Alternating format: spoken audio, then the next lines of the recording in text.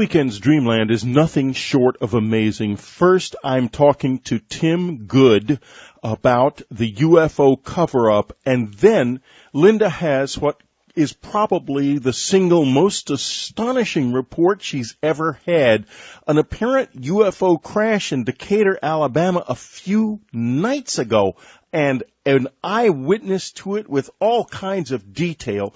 Don't miss it. First, we're going to talk about the UFO cover-up. Then we're going to see the UFO cover-up literally in action from an eyewitness. And what was that he saw on that stretcher in Alabama? Now, Linda and I are going to talk just for a moment about the Dreamland Festival, then we'll be back with Tim Good. Linda, why don't you tell us a little bit about what you're going to be doing at the festival? Well, in the last year, I came upon a story that has kept evolving in surprising and profound ways.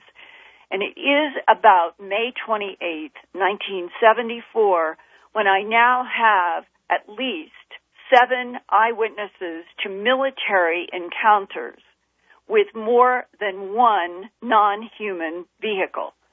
Wow. Yes, more than one. My goodness. Okay, go ahead.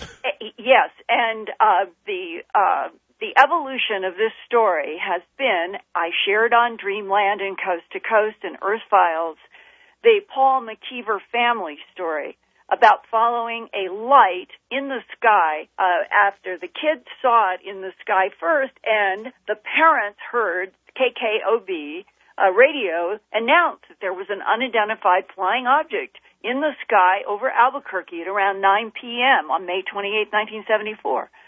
And what unfolded was that they got close enough to see all of the military surrounding in an on-guard position, a white glowing sphere at least 40 to 50 feet in diameter, about 12 feet high, but it's hovering. It has to be hovering because it was right on the side of a hill, and the military actually are in a perimeter around it with some of the men up on the hill, and yet the disc was absolutely horizontal. And wow. They encounter that rough police turnaround, you are not to be here, and the family leaves with about half a dozen cars behind them who are also coming up to the police officer and being told to turn around. So they knew that there were many other people. Now here is what is a puzzling part of human psychology when it comes to the unidentified flying objects in the sky or on the ground of this planet for at least half a century.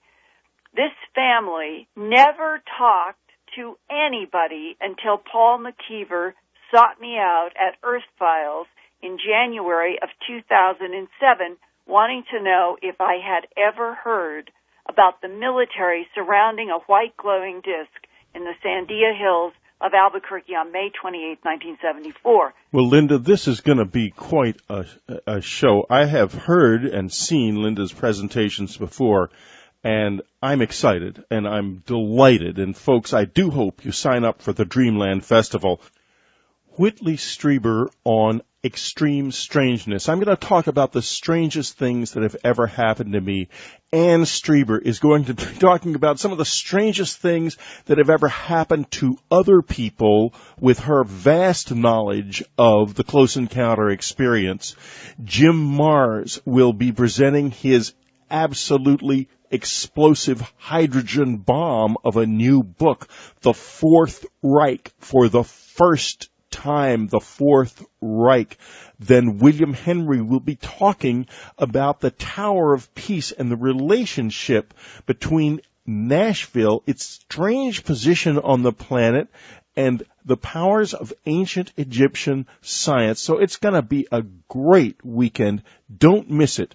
Go to the unknowncountry.com store, click on the latest, and get your tickets right away. This is Whitley Strieber's Dreamland. We go deeper. I am very excited today because I'm talking to Timothy Good. I've known Timothy Good for years. I have met him a few times. Timothy lives in the UK, and he is one of the great UFO researchers of all time. He had an enormous effect on my life with his first book, above top secret that just literally blew my mind. Because I was still very much on the fence about UFOs and aliens when I first read it, and it is so overwhelmingly excellent and so exhaustive and so detailed and so well written and fun to read that I came away facing the fact that they are real, that they are here, and that not only are they hiding themselves, we are hiding them too. Now Timothy is back with Need to Know, UFOs, the military, and intelligence. It's an expose of the greatest secret on earth, and it is powerful. Welcome to Dreamland, Tim Good. Thank you very much indeed, Whitley. Well, as I said, it's very exciting, and let's just get to it, because we are dealing here, folks, with a massive amount of information brilliantly put together in this book, and I am pumped. Okay, and I know a lot of this stuff myself, and a lot of things that Timothy has worked on in this dovetail with my own research. And so let's start, Timothy, if you will, with someone I knew quite well, General Arthur Exon. General Exon is mentioned in your book, and I knew him because he was my uncle's commanding officer at Wright Field and then later at Wright Pat. He and my uncle together gave me the information that was the basis of my fictional book, Majestic. Yes. I could not make it factual because in your book, you stick to the facts of what General Exon went on the record saying. That's with Randall and Schmidt, yes. With Randall and Schmidt. Did you talk to him? Did you manage to talk to him? General Exon? Yeah. Oh, certainly, for hours. I would love to know what he told you. Well, I can certainly say what he told me and what my uncle told me. My uncle was among the officers who received the debris at Wright Field, he told me, when it came in originally from Roswell in 1947. Uh-huh. And was involved in the attempt to reassemble it, which degenerated very quickly into an attempt to simply figure out what it was, what the material was. Okay. But this is a direct quote from the first conversation I had with General Exon. He said, "Everyone from Truman on down knew that what had been found was not of this world within 24 hours of our finding it." Right. That is an absolutely direct quote. He talked a lot about the reasons for the secrecy, and I repeat that in my book in Majestic, and the concerns that evolved over time about what was going on. But I really want to talk about. I want to get into that a little bit more later. But right now, I want to shift gears, if we can, and ask you in regard to the Roswell incident and to General Exon, what do you think we were dealing with there? Did we shoot this thing down, or did it crash? In my opinion, it was shot down, and possibly two of them came down. That's my opinion, and it's based on information provided by John Andy Kistner, who's a former representative for Las Cruces for your government, and right. He also has a very good background in the aerospace industry, and so he had acquired a considerable body of information, which has led him to believe that the Roswell craft and some others were shot down. And the principal reason he believes that is because a friend of his saw the craft, or the one that was more intact, that, you know, because one was mostly wreckage, as you know, very, very badly damaged, and the other one was less damaged, possibly the one that was found in the plains of San Augustin, which was in relatively good condition, so we're told. But in any event, there was a shell hole in a part of the craft, or at least one, certainly one shell hole, which was compatible with the particular types of shells that the military, the army, would have been using at that time, and that's what convinced Andy. The information he received from his friend who'd seen this, that it was our people that brought it down. Now, what do you think the consequences of our attacking them might be? Well, definitely. I mean, the evidence is that we began shooting at them following the V-2 launches. Well, we'd already shot at them, as you know, in February 1942, when 1,430-something rounds of anti-aircraft ammunition was fired at them with no effect at all, when this giant craft and others were seen hovering over Los Angeles. But certainly in 47, in May 47, when we started to fire the test rockets, and they caused at least one of them to come down prematurely, the military responded, and when we started shooting them down, they began knocking our aircraft out of the sky and causing hundreds of accidents, not just in the United States, but worldwide. And there's some and that's quite a famous period, because I think there were more strange and unexplained aircraft crashes in 1947 of military as well as civilian aircraft than there ever have been. Do you know the numbers? From what I gather, there are so many strands of this of the cover-up. There's the technological acquisition of top-secret material from recovered craft.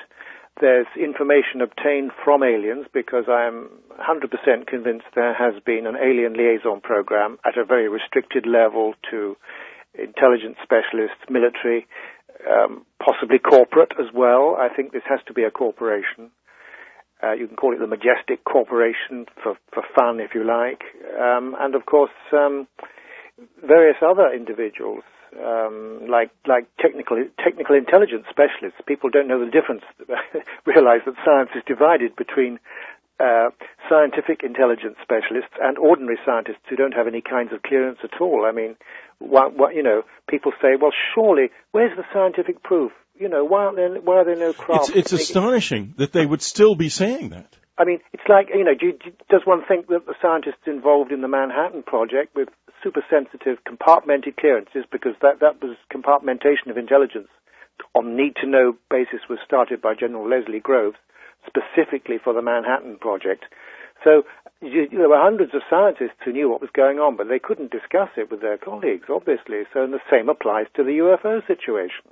Exactly, and thanks to that brilliant General Groves, compartmentalization of intelligence. These were the people that came in the early days to deal with the UFO situation. Yes. They were ideally prepared for it, because they were dealing with the greatest secret on Earth, and the best place to bury a sensitive secret is in another secret, Right. They were prepared for it, and they were also warriors. They had just come from, most of these men were very actively involved in World War II. Yes. They were warriors. They knew the value and importance of secrets, and they found themselves in a situation where they were dealing with what they regarded as a virulently dangerous enemy in the Soviet Union. Yes. And correctly. And also with this strange unknown from the outside, and their instinct was overwhelming. They had to keep it all hidden. Yeah. Now, it's still hidden, though. And one really has to wonder about the wisdom of that at this point in time. And we're going to discuss that further in just a few moments. This is Whitley Strieber. We are back with Timothy Good, his new book, the startlingly powerful Need to Know UFOs, the Military and Intelligence. Timothy Good, about the best there is when it comes to the facts about the UFO cover-up. Timothy, is it wise to continue given all of the abduction stories? And it is quite apparent that these little fellows are not just flying around in anybody's sky. They're flying around in our bedrooms and in our bodies, as I to my great horror, found out in 1985. Right. Well, I think it's just not the little guys with bug eyes, Whitley. I think there are many, many types. I agree with you there. And the humanoids, who I'm convinced, and they say so, if we're to believe them, in contacts with individuals, thousands of individuals all over the planet, say that we are related to them and we are a genetic byproduct. But I think it is would be very difficult for anyone in government to admit that there's a lot going on. It's not all friendly. There's some hostility. There are abductions going on, and we are practically powerless to prevent them. I think you hit the nail on the head right there. Because if government says the UFOs are real, then the next thing they have to do is explain the abductions. Exactly. And people are going to say, hey, wait a minute. You're telling us that these things are coming into people's houses, and here are all these people telling us that they're putting implants in their bodies, and they're taking eggs and sperm. Yep. You better put a stop to this. And then they have to say, we can't. Yes. And of course, there are some people who say that the MILABs, I think they're called, the military abductions. I'm very skeptical about that. I just don't think although we may well have acquired new technology, that's something else we can talk about in terms of spacecraft propulsion. Yes. I don't think that the military intelligence has acquired secrets of sort of taking people in the middle of the night. Well, if my own experience is any example, and my uncle worked in this field in military intelligence for many years, among other things, but he certainly was involved in this. And I talked to quite a few people in intelligence circles after the community experience. I think the average close encounter witness actually knows at least as much as the government does, unfortunately, about what's going on. But let me get back to something that you touched on earlier that really struck a chord with me. You used the phrase alien liaison. Yeah. Now you come back with, you talk about alien liaison, you talk about aliens who look human. And Timothy, this is so fascinating. I'm just going to say, please expand on this, if you will, because there's a lot of implications floating around there. Well, I have learned from many sources,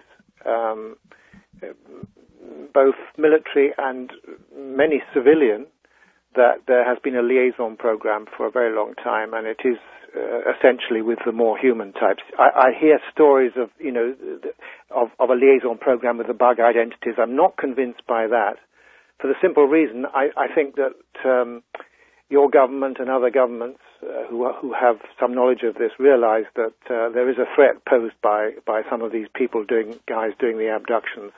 So we're not likely to be liaising with them. I keep an open mind on that, Whitley, but I think we're liaising with the more human types who themselves may be less than happy with what's going on.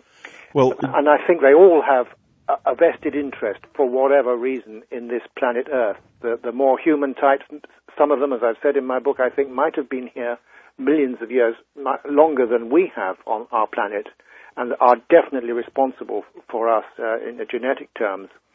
But either way, there appears to be a vested interest in planet Earth, and it would certainly be in the interests of the beings that are resident here to sort of prevent an enormous Holocaust. I'm sure of that. That's good news, I think. Do you think that if the humanoids weren't here, the Greys would what would you think the Greys would then do? I don't know. Honestly, do you think it would be good? I don't think so. I just, no idea, quite frankly. Well, let me tell you a story then of, I've had a certain amount of experience with what I regard to be humanoid aliens, and it's two specific experiences. I'll bring up the first one. This happened in 1988, I believe, just after I had published Communion. I was shocked to receive at my cabin in upstate New York a letter.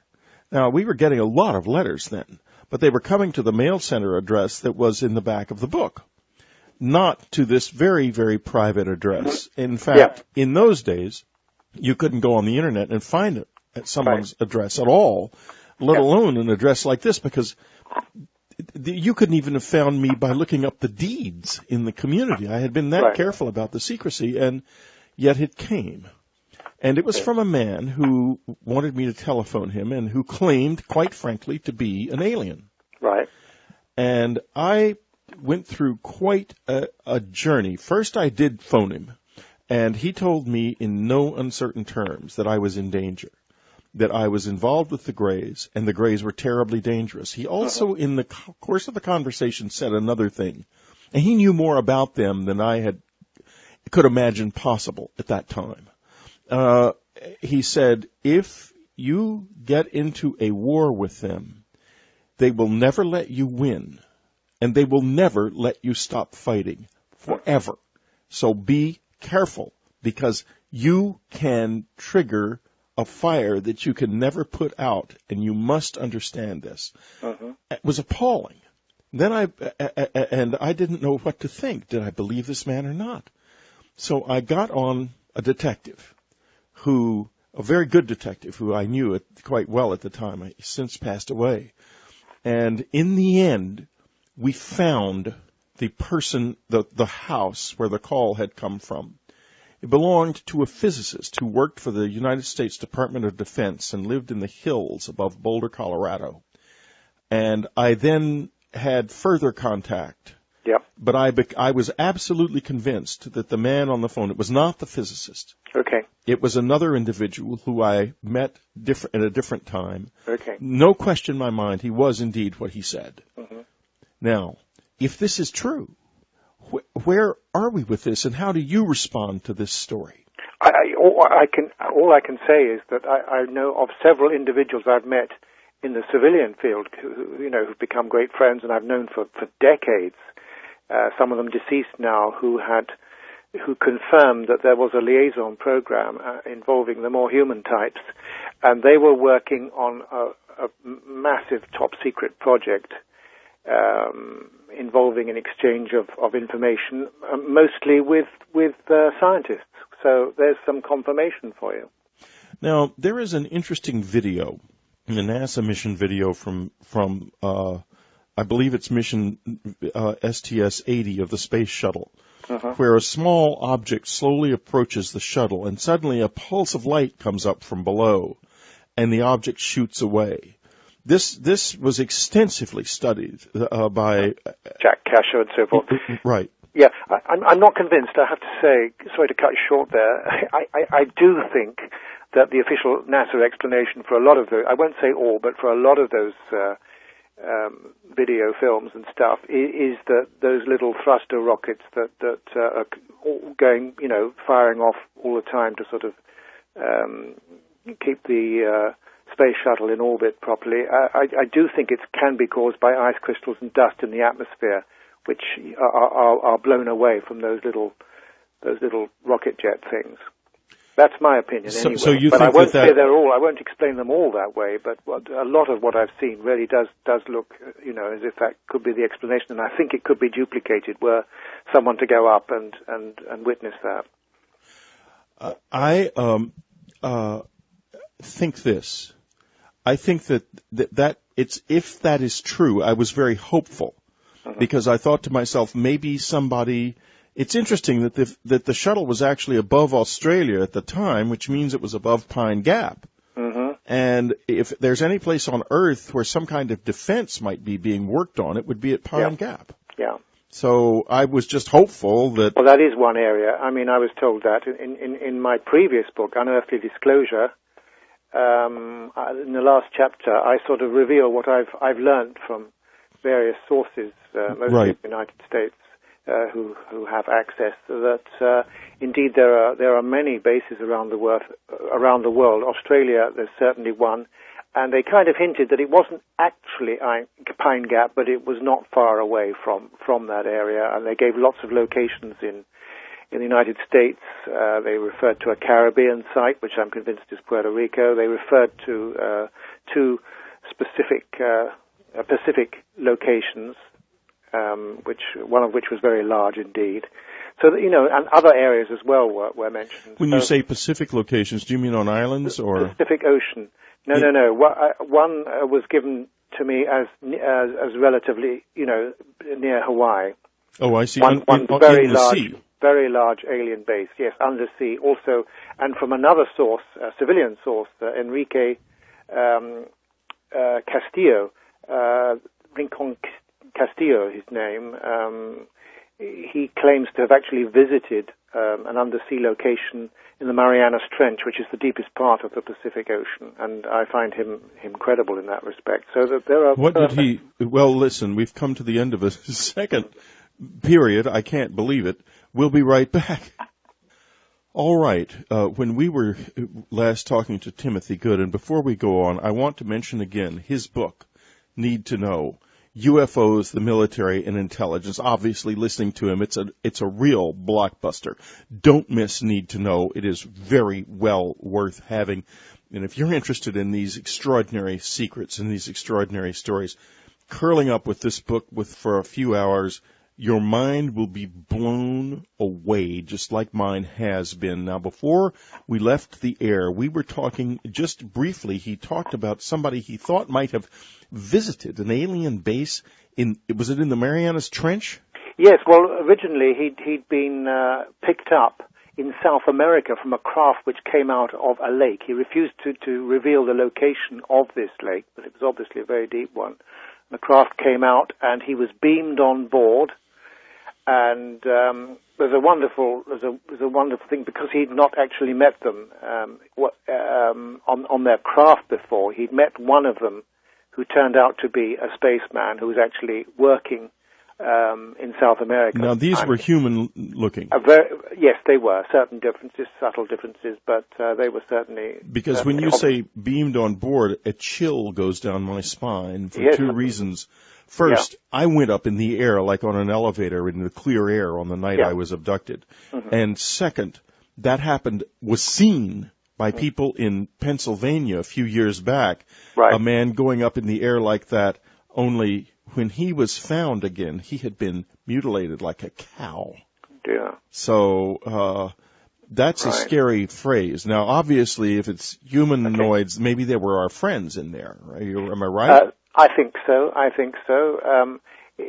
They apparently, one of the funniest questions, he said, well, where do you come from? And they gave some remote location in our galaxy, and Enrique said to them, well, when did you leave? And they said, oh, we just left.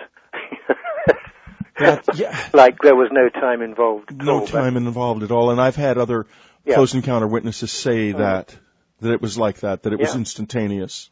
And eventually, to cut a long story short, he was taken to a base in the Andes. He wouldn't reveal the exact location of it, but he said there were many, many human beings there, including families. And our own Linda Moulton Howe has had encounters like that in the Andes with apparent people like that. Okay. Right. So go ahead. And he lived at this base for quite some time. And on one occasion, he was taken, at least one occasion, I should say, to a base in the Pacific, in the Marianas Trench. And he was terrified when the craft just shot towards the water, and there was no crash. The water just parted gently from the craft, and he was taken to these huge domes. I don't know how far down. The Marianas Trench goes down something like 34,000 feet. But I think it was contained in the side and the wall part of the trench. But a very, very large base where many of these beings were living. And there were other occasions too. And he's not the only one. Many people have been taken to bases. People in Puerto Rico, where I'm convinced, Well, wouldn't that be something to be able to do that? I've been to Puerto Rico 7 times, and. Have you ever felt like you were close to being contacted? Well, I have had some experiences in my life, Whitley, as you may know. I wrote about 2 of them in Alien Base, and the first was in 1963 when I was working with the Royal Philharmonic Orchestra, and we were in a convoy of buses, and between Tucson and Los Angeles, somewhere near Desert Center, which turned out to be ironic. Yes. I had an encounter with a girl. I know what you're all thinking, but this was in a diner. Beautiful Venusian. I had my colleagues with me. There were 4 of us sitting at a table, and I saw waiting in line a very, very extraordinary-looking girl, exceptionally intelligent, and immediately alerted my attention that she could be from elsewhere. I sent out a thought: if you're from elsewhere, would you please confirm this? And there was no immediate response, but as she came past my table, she gave a delightful bow and smile to me, and then she became absolutely deadpan face, and she walked away, and I've never seen her since again. I'm not sure if I'd remember her since this was 1963. But that was November 63 in the States. And then the next encounter was in the middle of New York in February of 1967. I was working with the London Symphony Orchestra at the time. And Timothy is a violinist, folks, by profession. Right. And playing a slightly different tune today. Yeah, right. But go ahead. Another string to my bow, if you like. Anyway, I was waiting. I was trying to get some proof at that time. I won't go into all the details. We don't have time. But I was asked to try telepathy, and I tried telepathy in the middle of New York in the Park Sheraton Hotel, as it was then called, near the Carnegie Hall. And I thought in my mind, if there are any of you guys from elsewhere, please come and sit down next to me and prove it. Well, you know, people came and went, and some of them decidedly odd-looking, but after about half an hour, 40 minutes, this guy came in. He looked at me very seriously. He was dressed immaculately, straight out of Madison Avenue, I believe you'd say. About 5'10", fair, wavy hair, slightly tanned, bluey-green eyes, and he came and sat down beside me. And then he took out an attaché case from which he pulled out the New York Times, turned the pages over slowly, but, you know, within a short space of time, the entire paper. He folded it, put it back in an attaché case, and sat calmly. So in my mind, I transmitted to him, if you're from elsewhere, would you please take your right index finger and hold it to the right side of your nose? No sooner had I thought that, and he did that, and he kept his right index finger to his nose. Wow. Now then, people say to me, Whitley, you know, well, why didn't you talk to him? Well, two things. I mean, first of all, you know, the Brits are famous for not talking to people unless they've been introduced. Things aren't like that these days, I can tell you, but there's a sort of widespread belief among the Americans that that's the case. But in this case, I did not talk to him. I thought, he's going to give me the secrets of the universe. I did not know what to do. I was dumbfounded. And eventually, he got up. He looked at me very seriously, not smiling, not frowning, but he looked exceptionally intelligent, I have to say, and then eventually he left. I would recognize him if I saw him again. And those were two of a number of encounters I've had. Small number, I hasten to add. So that's really what, you know, it's no proof to anyone else, but it was proof to me, and it was the proof that I needed, my own personal proof, that there are beings from other worlds living among us. And working among us, too, I hasten to add. I'm convinced that some of these people are working even in our space program and even, God forbid, in our military in some degree, I have been told. So I think there's a lot going on behind the scenes that we don't know about. Well, I would agree with you there for sure. You know, I have had a number of similar encounters, and oddly enough, yes, of these, 3 of them have been with children. Most recently on Valentine's Day of this year, right? When we were at a restaurant, and some people, one of whom I've seen with such creatures, such beings before, came in, and they had 2 children with them who were very clearly not of this world. They were humanoid, not human. Okay. And were lovely, lovely children. And all I could manage to say to Anne, whose back was to them, was, I'm looking at 2 children with very beautiful eyes. Mm-hmm.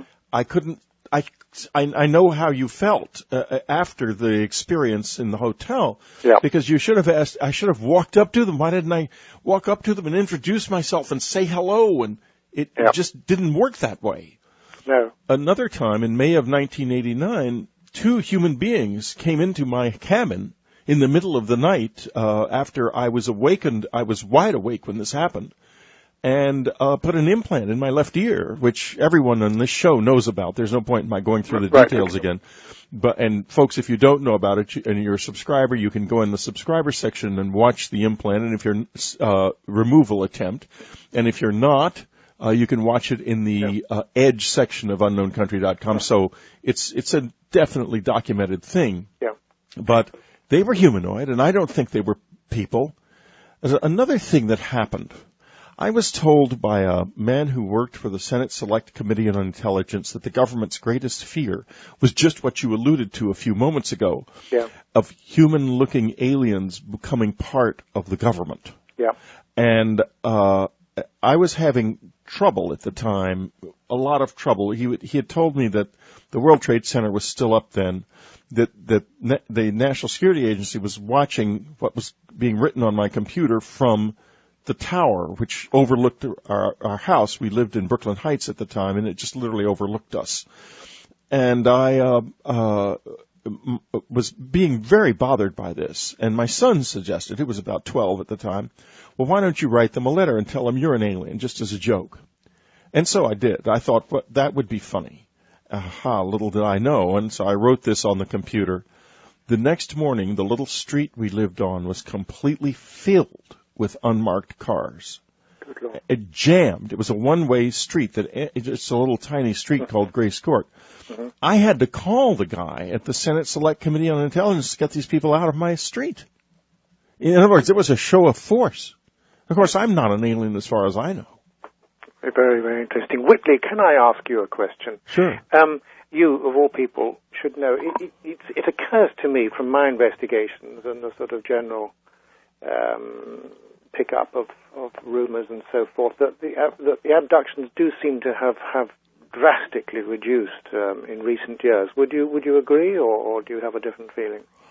I'm not sure about the answer to that question. It seems to me that they have, but when they occur, they're devastating and to the people involved. And it's changed in terms of the Greys. It's much more brief encounters than it is abductions, as far as I can tell. Okay. And I'm wondering if perhaps someone isn't gaining control over the situation finally. I hope so, because, I had a very complex relationship with the Greys, and it wasn't all bad. But at the same time, I was raped and abducted, and there's no question in my mind that those are inappropriate activities to do to anyone, sentient or simple, and I include in that cattle. There's also ominous suggestions that human mutilations may take place from time to time, and in 2001 there was a particularly horrendous case that I've been just published a graphic novel, or am publishing a graphic novel about, called The Nye Incidents. But we've come to the end of another segment, and if you can believe it, folks, this extraordinary conversation, at least for me, with this man, with Timothy Good, is nearly over. We've only got 12 minutes left, so we'll be right back. We're talking to Timothy Good, his new book, Need to Know, UFOs, the Military, and Intelligence. And Timothy, now I want to turn to the presidents.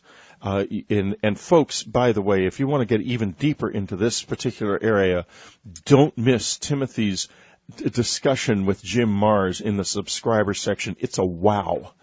Now, I have always wondered about certain things, such as, did President Eisenhower, do you think, have some kind of a meeting at Muroc Field in February 1954? Yeah. Yes, he did. I'm absolutely convinced of it. I've got a little bit more information on that case, thanks to an American researcher. Bill Hamilton, I think, has done quite a bit of research on that and has added a few more names to the list. There's also Art Campbell has spoken to a guy who claims that 1 year later, in February 1955, there was another meeting with humanoids with Eisenhower at Holloman Air Force Base, New Mexico, whereas the previous one, as you know, was Muroc, later White Sands, New Mexico. Which became Edwards, I believe. Sorry, I beg your pardon, yes. Yeah. Not White Sands, that's New right. Mexico. Edwards Air Force Base, yes. California. So that story, if you, I don't have all the details, but if you Google Art Campbell, there is a story of that. I don't know if it's true, but certainly it appears to be credible to me. And I think other presidents may well have had encounters as well. I'm sure of that, like Nixon, for example. Well, I know a certain amount about Nixon's encounter because Jackie Gleason's wife told me about it personally. Beverly McKittrick. Yeah. Yes, she was. She told me that Nixon had taken Jackie Gleason. Well, you know the story as well as I do. Yes, Why don't you tell this? Well, it was one night. Gleason, who was a very fine musician, by the way, as well as a great comedian, he came back, and according to Beverly McKittrick, he was absolutely white, and he confessed that Nixon had taken him to the Air Force Base. I'm trying to remember the name of it off the top of my hat now. Oh dear. Well, anyway, it was in Florida. I think it was Tyndall, wasn't it? It wasn't Tyndall Air Force Base. No, it wasn't far away. It wasn't far away. But at any rate, he said that he had been shown actual alien bodies at this base. And I'll pick up that actual area for you in a moment. I'm afraid I'm going to have to look in my index for that one. But it is very interesting. At any rate, I find that a very, very convincing story. And we don't know how many other presidents have had encounters. I think that Reagan was certainly very well informed. George Bush Sr., certainly, according to my information. He was well informed, as CIA director, yes. Yes, absolutely. Very well informed. Now, I heard a fascinating story from a source that could be wrong, but I don't think so. This is from someone who knew the Reagans for years and years. Yeah. And she recounted a party that the Reagans had come to before he was even governor of California. Yeah. And they came staggering in late. They had driven across Mulholland Drive in Los Angeles, which is in those days was quite an isolated, almost a country road, and high up in the mountains. Right.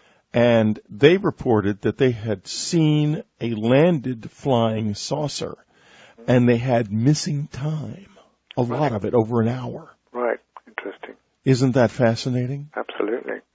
So, I just, and you have to wonder then, and you talk about Reagan a little bit more with Jim in the subscriber section, but wasn't he particularly open to this subject?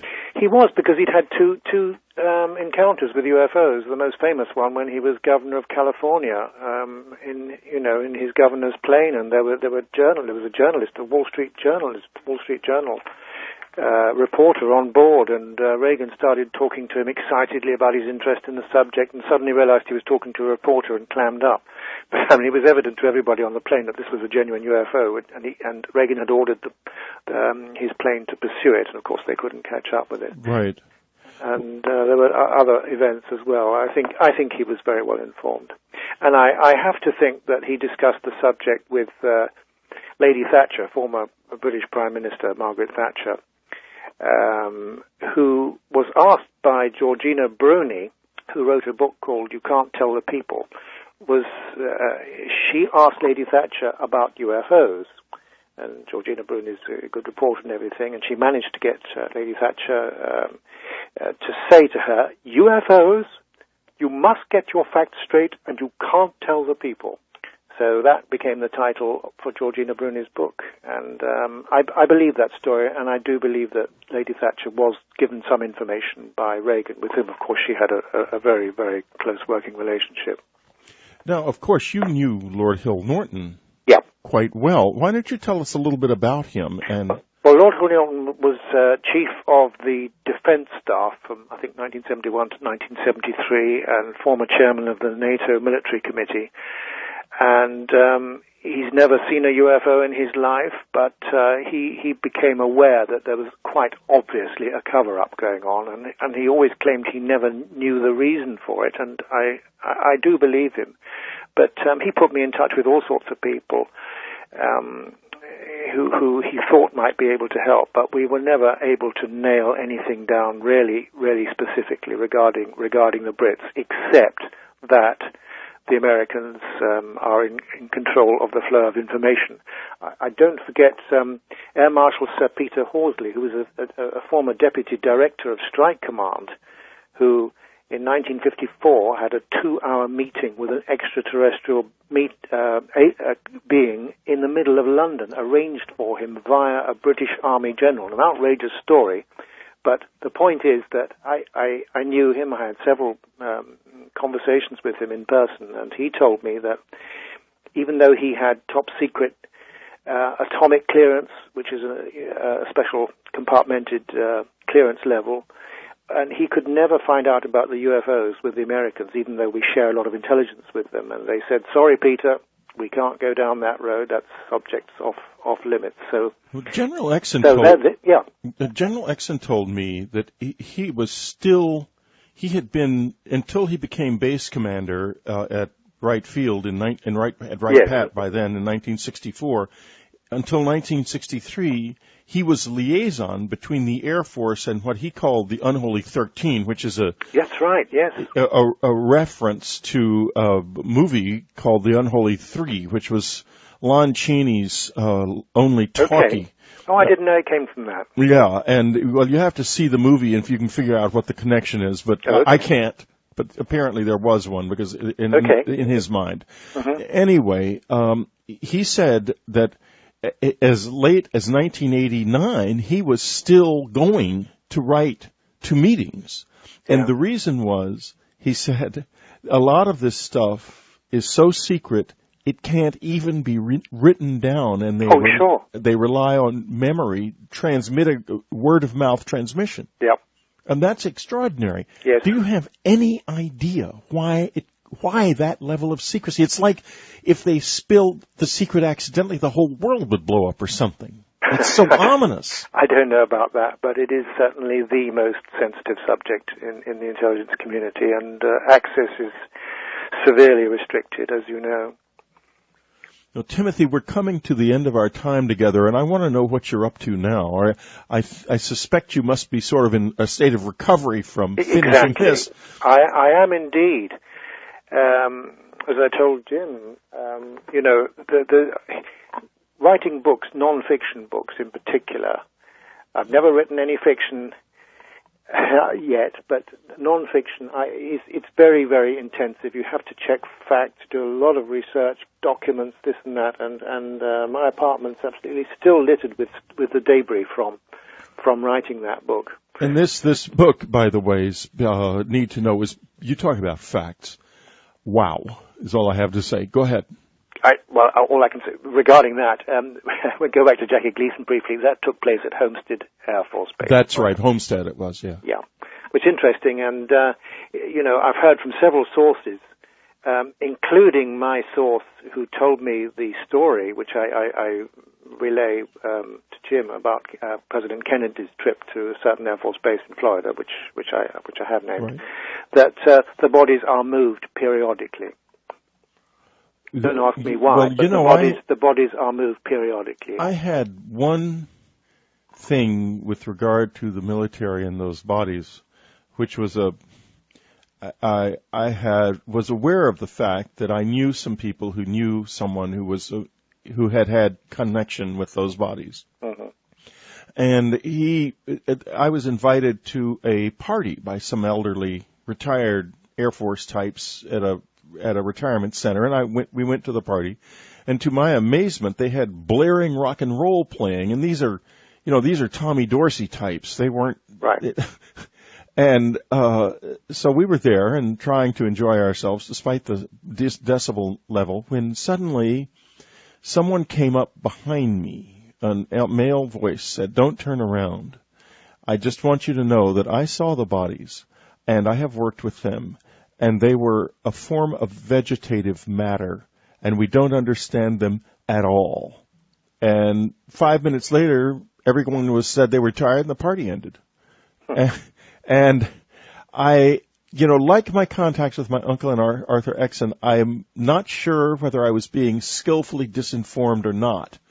And if you read Majestic, when I say disinformation, mm-hmm. the reason is that the CIA comes out as the bad guys who are keeping the secrets, and the Air Force is the good guys who would like to tell all. Right.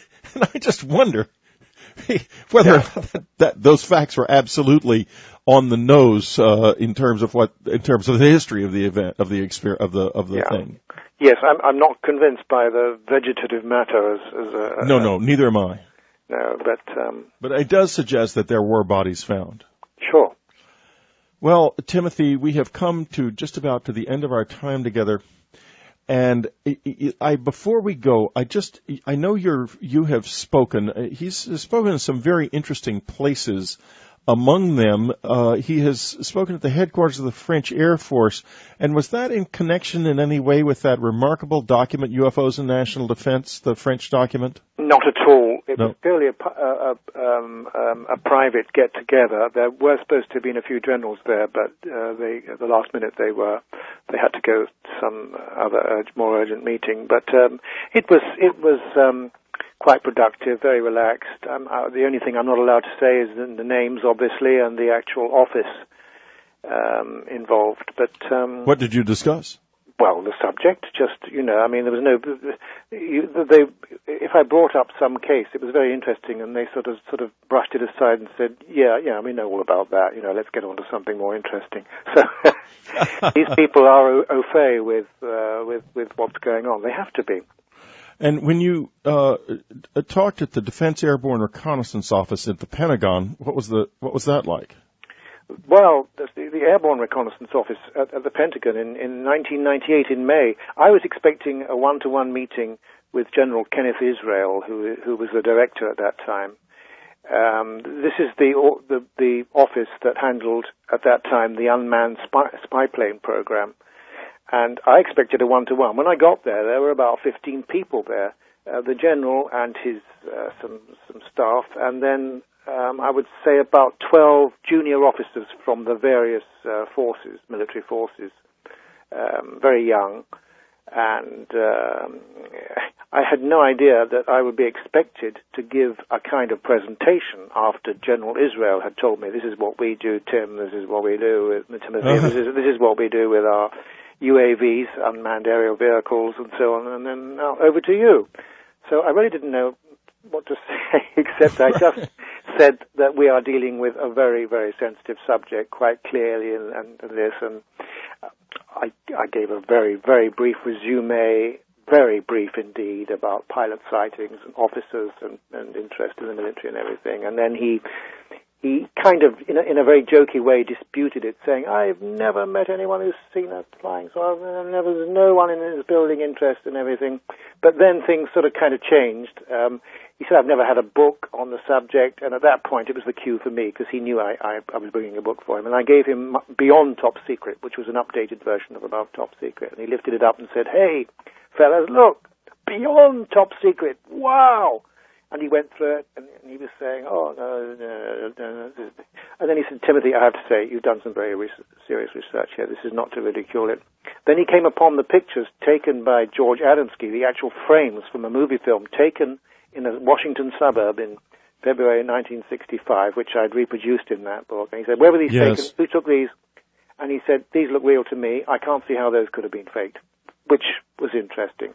Yes, of all the photographs to choose. Yeah. Yeah, and that was interesting in itself, that case. I don't have time, but I mean, Adamski actually worked for the United States government. He held a U.S. government ordnance card which gave him access to any bases in the continental states and probably abroad as well. Very, very interesting man, controversial in many respects. But anyway, when the meeting had finished, General Israel said, I think you'll find that a lot of research done with the Office of Special Investigations and the Air Force. And he said, do you have any contacts there? And I said, yes, I do, as a matter of fact. He said, yes, I think you'll find the concentration of effort is there, because this is more a police matter than a national security matter. Well, as I wrote in my book, maybe, but I think it's both. It's both a national security matter and a matter for policing. Well, thank you so much, Timothy, for an absolutely enthralling experience. Need to know UFOs, the military, and intelligence. If you don't miss this one, folks, this is very, very extraordinary stuff, and it's beyond conviction at this point. You read this, you begin at last to get a big enough picture to understand. We'll be right back. It's not often, and in fact, this is the first time in my career that I can say that we are about to report a possible UFO crash that happened just a few days ago, but that is exactly what Linda's report this week is about. Don't miss Linda Moulton Howe's earthfiles.com earthfiles.com. She's an Emmy Award-winning science reporter, and earthfiles.com tells you why. You will not get the facts about what is happening at the edge of science and reality anywhere else like earthfiles.com. And now here she is from Albuquerque, Linda Moulton Howe. Well, thanks, Whitley. It was on Saturday, April 26th, that TV stations in Huntsville and Decatur, Alabama, carried news stories about dozens of people the night before, on Friday, April 25th, who called Decatur police and fire departments about strange lights in the Decatur sky around 11 p.m. Strangest of all was what happened over on 8th Street at the Brookhaven Middle School's Aqua Dome parking lot. Police cars and fire trucks on the ground and at least 3 military helicopters in the air were all concentrated on a single ambulance that had a stretcher waiting to be put in the ambulance. On the stretcher was a 3-foot diameter sphere that looked like a glistening pearl. One of 2 teenage eyewitnesses who got close to the scene is 17-year-old Cody Terry, a student at Decatur's Bob Jones High School. He agreed to go on the record with me for Dreamland and Earth Files to tell what happened leading up to his seeing the pearlescent sphere on the ambulance stretcher. Friday afternoon when I got out of school, me and my girlfriend had hung out, went and seen a movie, went back to her house. I left her house about 11 o'clock, and I was going back to Decatur to my grandma's house to stay the night, and I was going to pick up my friend Zach, and he was going to stay the night with me. So as soon as I get into Decatur, I had just gotten, past the courthouse and everything, and I got on Central Parkway. And I was going down that road for, 3 minutes, and I seen this light coming through my windshield, and I was like, well, it's kind of weird, because I don't remember seeing the moon out, and plus it just happened so quick. So I leaned forward and looked out my window, and it looked like an airplane was coming straight down towards me. It looked like 2 big headlights. So I slammed on the brakes, and the car, I jerked it and spun it out of control. And I got out of the car, and there were no other cars, and I got up and I was looking. I was on the phone with my friend Zach, and I was hollering at him, telling him to get under his bed, take cover, that the plane was about to crash. And all of a sudden, whenever I seen, it just stopped in the middle of the air, and it wasn't ever making a sound. I don't know if it changed shapes, but those 2 lights that were on it came in one huge, big, solid, complete circle of light, and it was blinding, so I held my hand up in front of my eyes, looking through it, and it picked up speed and went straight to the ground. And so it's stock still in the air, getting larger and brighter, and it's not moving. It happened really quick, maybe 2 seconds of it changing to the lights. But it happened, so quick, and then as soon as it changed, it went, boom, went straight to the ground. I'm guessing 300-400 miles an hour. And it looked like it went straight right on the other side of the trees into the ground. I thought it crashed. But I sat there and listened for a good 35 seconds for a boom and never heard it. And I thought I never heard no explosion. I never seen nothing. That's kind of weird. Well, at that time, my mom was calling me because she wanted me to go to the store and get some milk. I can't believe what I just seen. And she was like, well, don't freak out because on the news they were saying something about strange lights over Decatur. So I get off the phone with her, and I turn on to 8th Street, which is where it happened. And all of a sudden, a few fire trucks, some ambulances, and some cops passed me, just running through the red lights as quick as they can. Figured they were going to whatever I seen, but I just wasn't sure.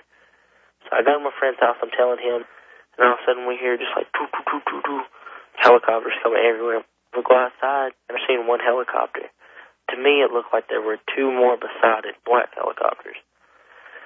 So we jump in the car, and we go down there, and by the time we got down there, they had already landed, and the fire trucks were in the middle of the road.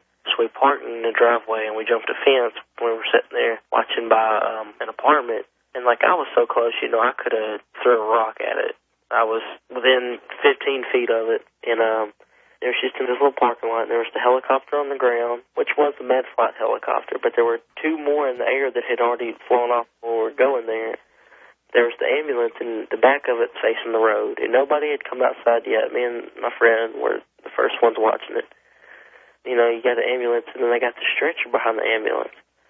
And I made sure to look at that stretcher because I knew at that point, you know, it was either going to be something that I seen in the air or somebody got hurt. And I looked at the stretcher and I seen, the best I can describe it is it was a giant pearl. It looked like a spear. It looked like the color of a diamond and a pearl. I mean, it was just, you know, really bright, reflected light. And the two guys that were back there, it looked like they were dusting on it or doing something. And they stuck it in the back of the ambulance. The helicopter took off. What was weird is the ambulance and the fire trucks were from Decatur. And I recognized this fire truck because it's the fire truck that's down the house from my grandma's house. And it went towards Huntsville, too. The whole thing's weird, but, you know, that's just, you know, kind of makes you know something's up. And what was the diameter of the very shiny sphere? It was small enough to fit on the stretcher. What size are we talking about? 3 feet in diameter, 4 feet in diameter, what? I'd go to say 3 feet, 3 to 4 feet. Okay, so there is a hospital stretcher, and on it is a approximately 3-foot diameter perfect sphere. Would you say that the surface of the sphere was like a mirror? Sort of. It was more like, you know, when you look at a pearl, it looked like that. But when the light hit it, it reflected off like a diamond does. So it was sort of white. Correct. What light shone on it that then reflected like a diamond? Just the light out of the ambulance, you know, when they have the doors open and that light. So you saw it like a white pearlescent pearl, and then what? They opened up the doors and light came on it, and then you saw like it sparkled? Right. Sort of like a crystal. The people that were around the sphere on the stretcher, how were they acting in relationship to the sphere? Well, I don't think any of them seen it because when all this was happening, my friend went and asked. He asked her what was going on, and she didn't have a clue. And she was like the closest one up there, and she was like, I don't know. They wouldn't tell us anything. And the news reporter guy walked around door to door and asked, and nobody had seen it. So it's just me and my friend, and he won't say anything to anybody. He's too nervous. But somebody had to get the sphere and put it on the stretcher, so where are the people who got it and put it on the stretcher? Well, I believe that was, you know, either the military or the cops, whoever got there. Mm-hmm. But what you're saying is you never got to see the policeman or the med techs or anybody interacting with the sphere. Yeah. I don't know who the two guys were. They worked for the city or the government, military, whoever they were. And they had on, like, white suits. Like you would use if there was contamination and you might put on radioactive protection suits?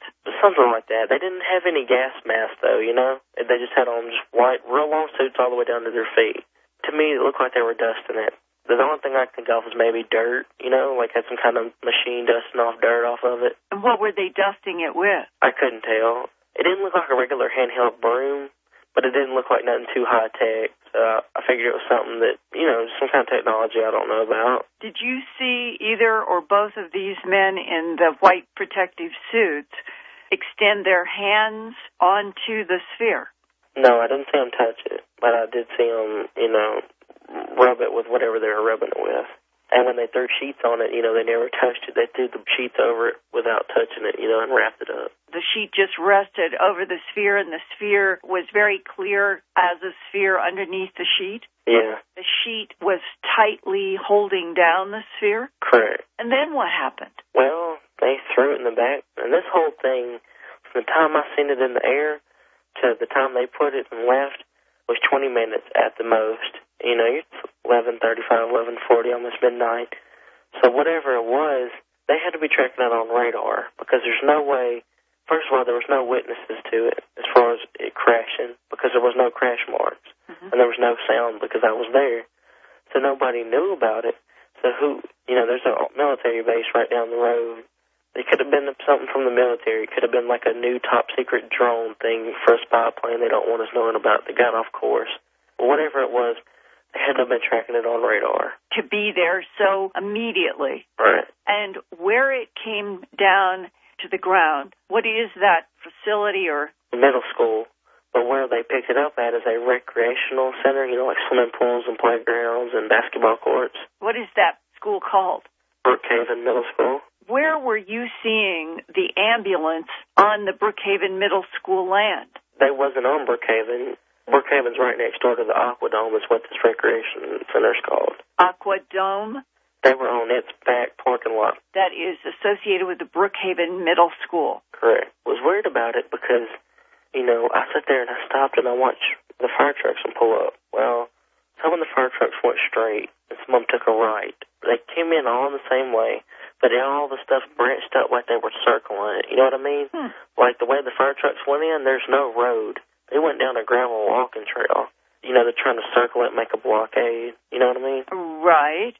By circling it, do you feel that all of the people who came to this area were treating the sphere with a certain kind of distance as if they were afraid of it? I would say distance, yes. Afraid, I can't say that. To me, sort of. But then again, when the two guys in white were in the back dusting it off, they looked like they knew what they were doing. But the fire trucks circled, the helicopters circled, the police cars, did they circle as well? Well, they were in front of everything, but I never seen which way they went. It seemed like they branched off. Like I didn't even see them pull up and park. And then when we came back, the police were there. All of the helicopters or some of the helicopters came from Huntsville? All of them. And you know that because?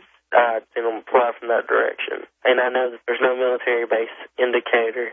And not only that, there is one hospital indicator called Decatur General, and it has a med flight on top of it. But what's weird is that med flight helicopter didn't come from that hospital. It didn't come from that direction, and it didn't have Decatur med flight on it. It did not have Decatur med flight written on it. Right. Do you remember if it had any writing, numbers, or any location listed on it? No. I remember saying med flight on it. I don't remember the numbers. And I'm pretty sure it said Huntsville, but I know what the Decatur med flight looks like, and that's not what it looked like. So from your point of view, all the helicopters came from Huntsville. The med flight helicopter came from Huntsville.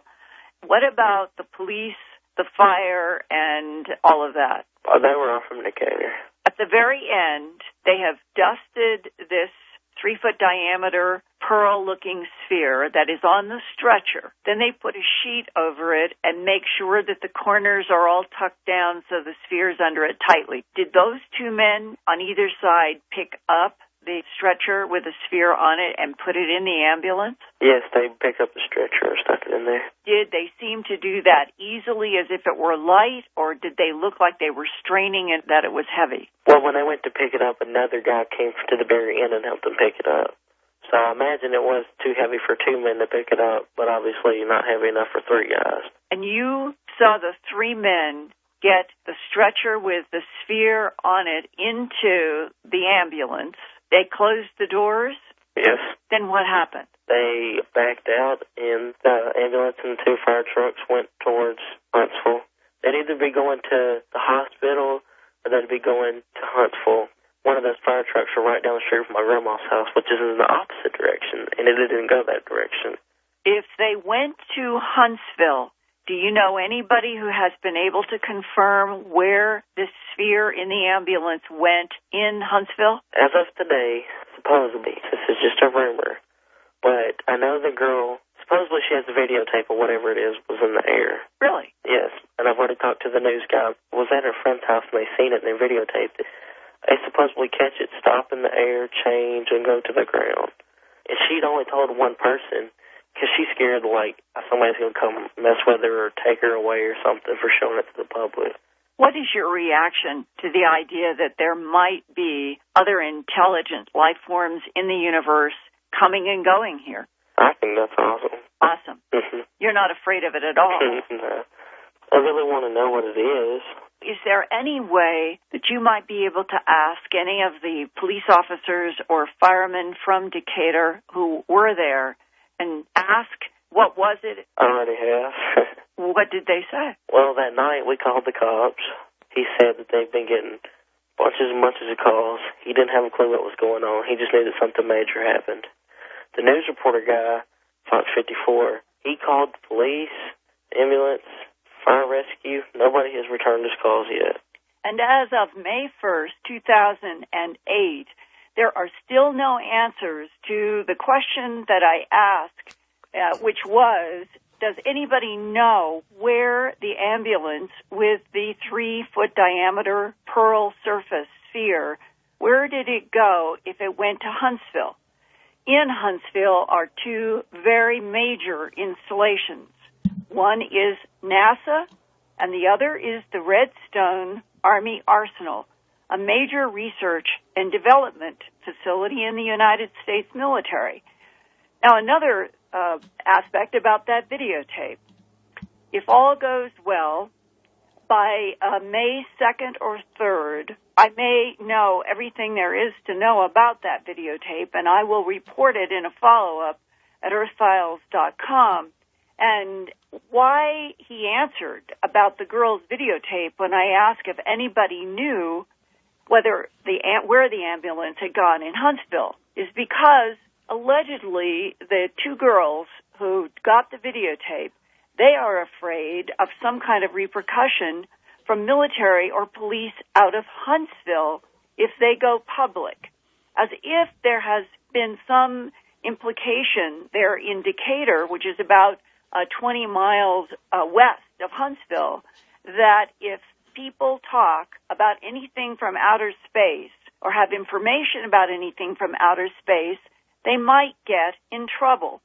And then finally, it is so odd that the timing of this, whatever it is, whatever has happened in the Decatur, Huntsville, Alabama area on the night of Friday, April 25th, in the week following, I received information from a man who is currently serving in the military on the East Coast. And he called to tell me that he had been in a sphere that was called lighter-than-air technology. He thinks it is made by the United States government, but he is not certain because even in the command in which he works, there are references, top secret, off the record, to back engineering of extraterrestrial technology, but he has no proof. But he said that the spheres, he's aware of at least one sphere that he has been in his work, and it is approximately 150 feet in diameter. That's very large compared to what has come down in Decatur, Alabama. But he said there are also two other blimps. Now, here is a common denominator on the sphere on the East Coast that is being used by our military. It has a mirrored surface so that when you look at it, especially at night, it has a very shiny appearance. And one of the two blimps that he said are oval-shaped, as you would think of blimps, one also has a mirrored surface. The other is black. And this is in some ways, this is the most amazing insight. I'm talking with somebody who has been in a sphere in technology that is referred to as lighter than air, and he does not have any idea what the mission is. Whitley, have you ever dealt with a 3-foot diameter sphere that looks like a pearl? Linda, I have got many stories of such spheres between 3 and 5 feet in diameter that are shaped, teardrop shaped, and look like pearls. People see the grays come out of those spheres quite routinely and have for years. And would you think that this one in Decatur might actually be the non-human sphere as opposed to what apparently we are working and experimenting with, as far as I know, at least in one military base on the East Coast? Oh, I would think that this is ours. I hope it is. I hope we are at last making some progress with this technology. I know from what my uncle told me that they made absolutely not heads or tails of it in 1947. But it's been so long, one would hope that we've really got something now, and I'm delighted, frankly, in a way, to hear this. Of course, obviously, since it came down, there was a period of time in which it was not, in fact, lighter than air. Right, and if it were lighter in air, as this man explained, the object itself can be heavy and can have weight in it, but they put in some sort of gas, some very special gas that makes it lighter than air. And Whitley, something occurs to me now. The Zamora case in 1964 in Socorro, New Mexico, Lonnie Zamora, a police officer, was chasing a speeder, and he heard something coming down out of the sky, and I'm deep in the Whitley Strieber Brain Encyclopedia right now. It was a shiny oval object. That's what Lonnie Zamora saw. It was a large egg-shaped object, but it did put down those erector set legs. It was bigger than this, yes. And it was really in the category of the craft that people have encountered. But recall also there were two figures in white coveralls standing near it, apparently inspecting it.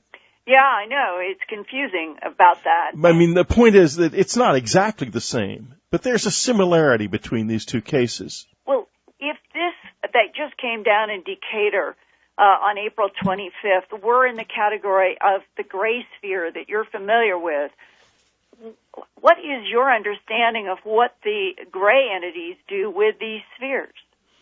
I think they're used, they travel in them. I think that they are short-range transportation.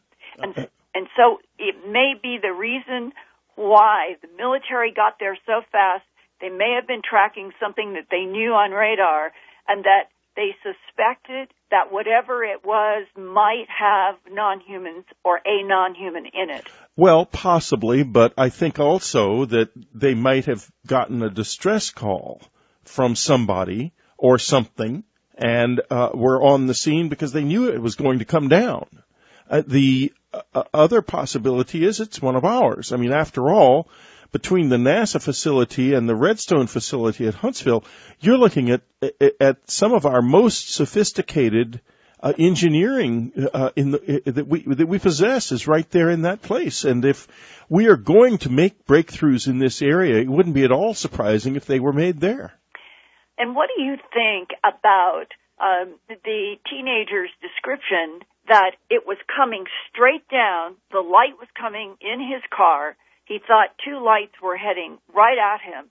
Then he sees the two lights come together, and in 2 seconds it stops in the air, absolutely still, no motion, no any movement, and then goes straight down, and he first thought that it went into the ground. Whatever this is, what would be the reason for that fast, rapid acceleration right into the ground? Well, one reason would be is that they are heavy as they can be. And I think that the cases that Dr. Vallée analyzed in France showed that the things when they landed, when they were on the ground, they were very, very heavy. So if this thing's ability to keep itself in the air was failing, it would, once it got close to the ground, maybe it would drop very quickly. Linda, we're coming to the end of our time together, so I'm going to have to stop it here. But I want to say, folks, obviously we're right on top of this story. You can count on Earth Files. Linda, commanding officer at Wright Field, and then later at Wright Pat. He and my uncle together gave me the information that was the basis of my fictional book, Majestic. Yes.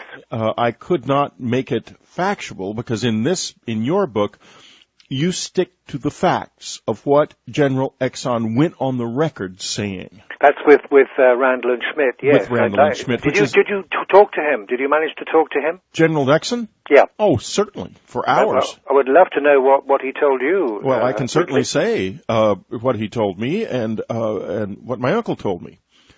My uncle was among the officers who received the debris at Wright Field, he told me, when it came in originally from Roswell in 1947. Uh-huh. And was involved in the attempt to reassemble it, which degenerated very quickly into an attempt to simply figure out what it was, what the material was. Okay. But this is a direct quote from the first conversation I had with General Exxon. He said, everyone from Truman on down knew that what had been found was not of this world within 24 hours of our finding it. Right. That is an absolutely direct quote. He talked a lot about the reasons for the secrecy, and I repeat that in my book in Majestic, and the concerns that evolved over time about what was going on, but I really want to talk about. I want to get into that a little bit more later. But right now, I want to shift gears, if we can, and ask you in regard to the Roswell incident and to General Exon.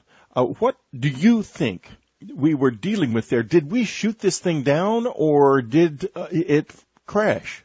In my opinion, it was shot down, and possibly two of them came down.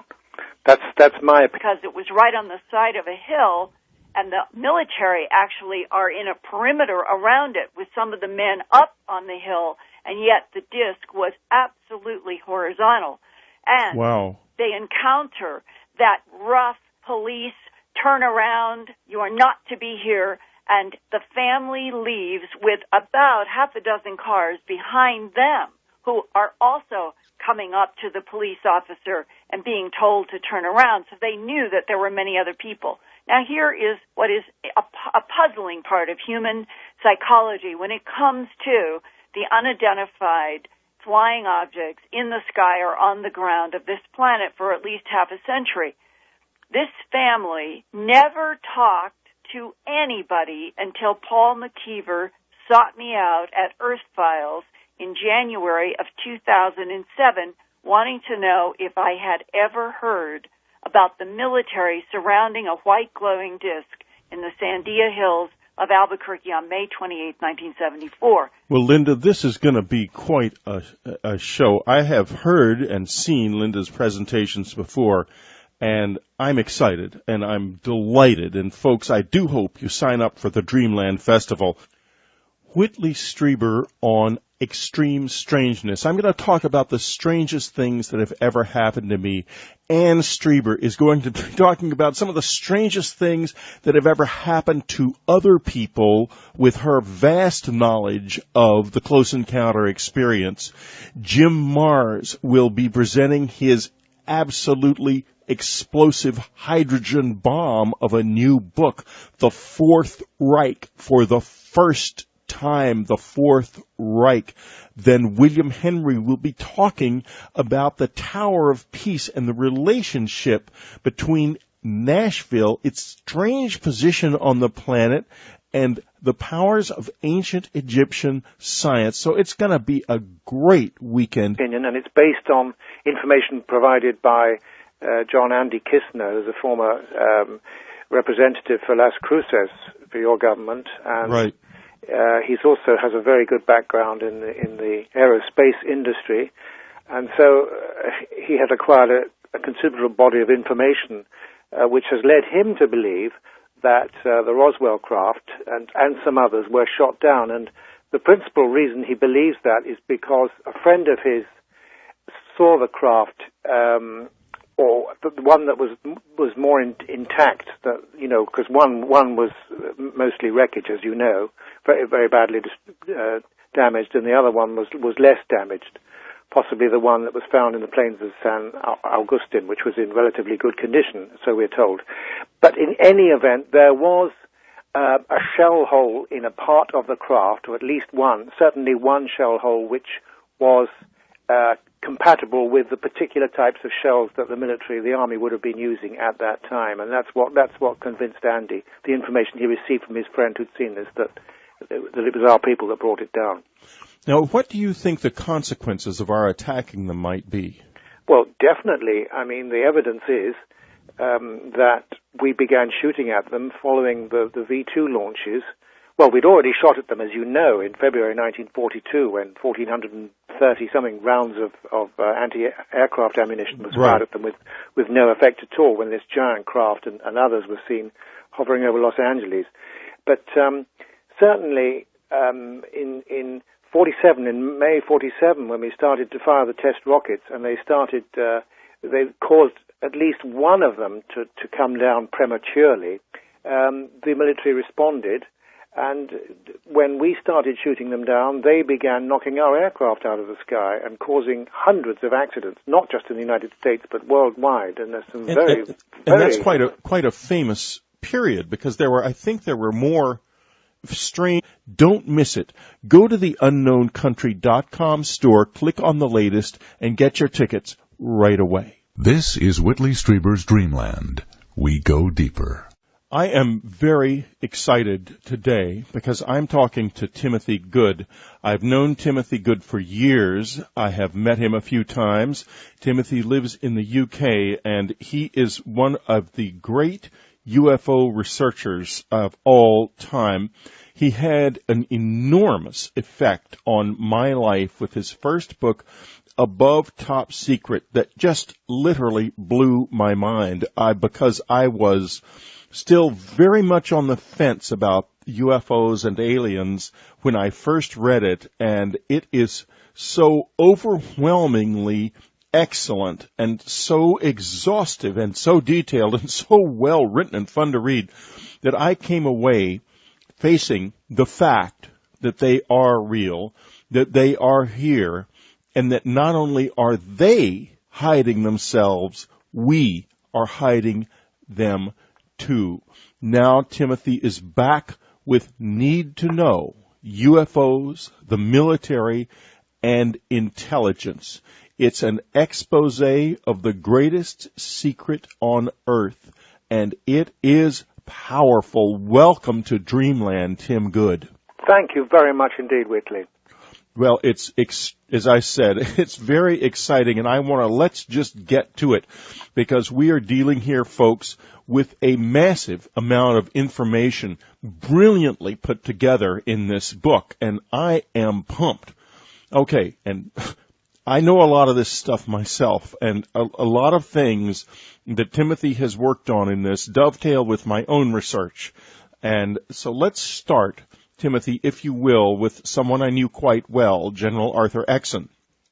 General Exon is mentioned in your book, and I knew him because he was my uncle. Weekend's Dreamland is nothing short of amazing. First, I'm talking to Tim Good about the UFO cover-up, and then Linda has what is probably the single most astonishing report she's ever had. An apparent UFO crash in Decatur, Alabama a few nights ago, and an eyewitness to it with all kinds of detail.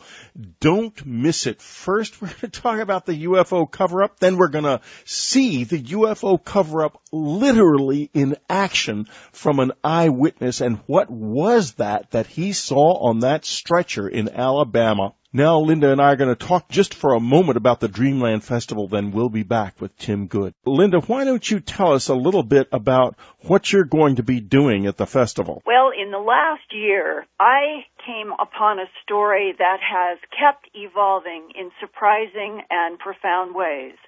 And it is about May 28th, 1974, when I now have at least 7 eyewitnesses to military encounters with more than one non-human vehicle. Wow. Yes, more than one. My goodness. And okay, go ahead. Yes, and the evolution of this story has been, I shared on Dreamland and Coast to Coast and Earth Files, the Paul McKeever family story about following a light in the sky after the kids saw it in the sky first, and the parents heard KKOB radio announce that there was an unidentified flying object in the sky over Albuquerque at around 9 p.m. on May 28, 1974. And what unfolded was that they got close enough to see all of the military surrounding in an on-guard position, a white glowing sphere at least 40 to 50 feet in diameter, about 12 feet high, but it's hovering. It has to be hovering